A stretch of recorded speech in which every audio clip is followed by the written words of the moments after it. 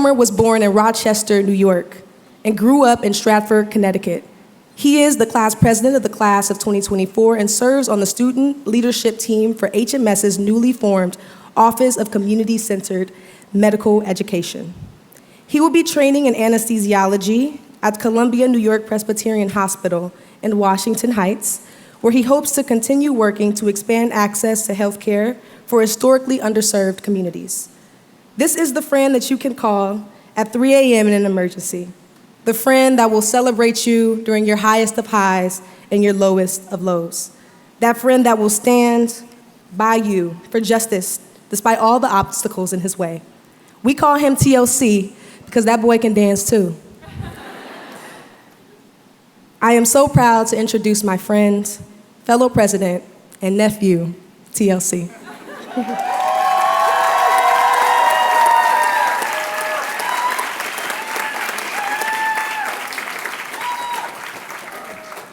Thanks, Auntie.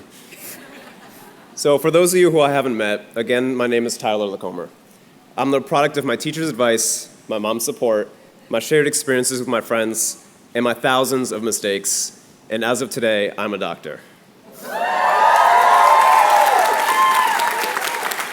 But this was not always the path that was in front of me.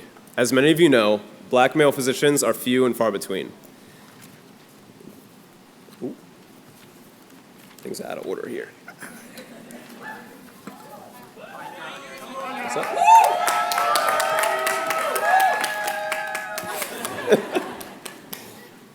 We gonna get there, we gonna get there.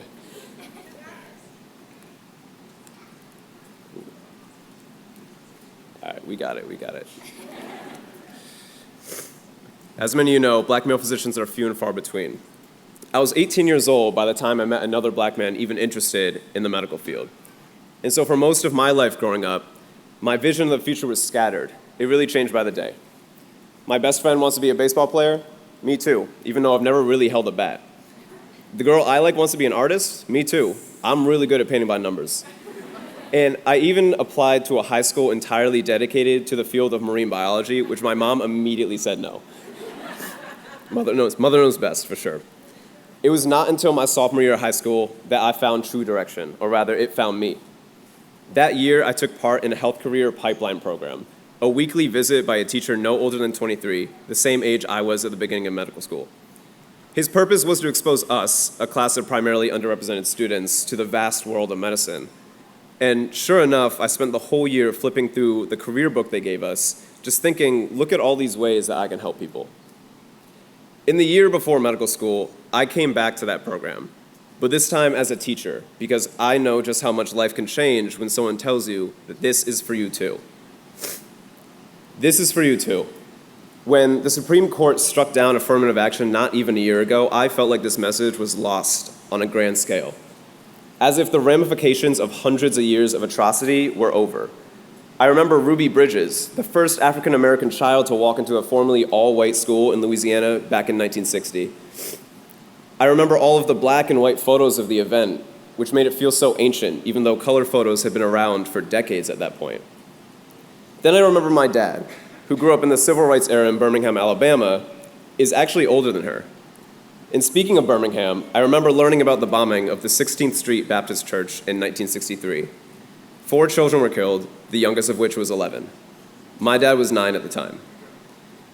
These events are just a singular generation away.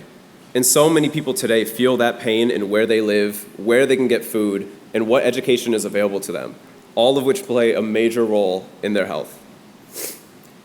These historically ingrained parts of life that drag down the overall health of whole communities are constantly on my mind. This, for me, is what puts care in healthcare. And we all have core motivations that drive us in this career. And if you're like me, maybe you felt that this career often does not leave room for that. That the pressure to be efficient forces your drive to the sidelines, unable to find its place in the minutes you have with the patients in front of you. And if you're like me, maybe this is one of the scariest things about residency. But even with the state of our healthcare system, our classes always inspire me by actively and wholeheartedly making that space anyway. Not just for each patient in front of us, but in community with each other when we need a reminder that this is for us too. For the people outside the hospitals who live just blocks away but can't access the system for countless reasons driven by centuries of abuse through America's history. For people across the nation who we've never seen or met, people who are quite literally fighting for their lives to have access to safe abortions, to protect their children from gun violence, to survive an encounter with the police, or to have pride in who they are.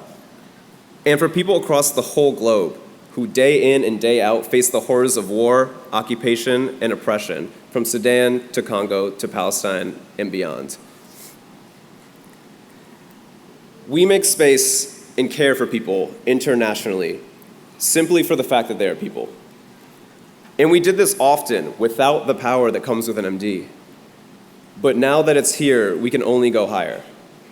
To briefly quote the late Toni Morrison, if you have some power, then your job is to empower somebody else. And this is exactly what I think this career needs to be and who we need to be. I am here because someone taught me that this is for me. In our class, we've held each other up by reassuring that this is for us. And our job now is to empower our patients and communities so they know that this is for them too. And that empowerment will look different every day. It will be big, like the thousands of college students across the nation who camped, who hosted teach-ins, just to show the world that we do not believe genocide has any place in this world ever.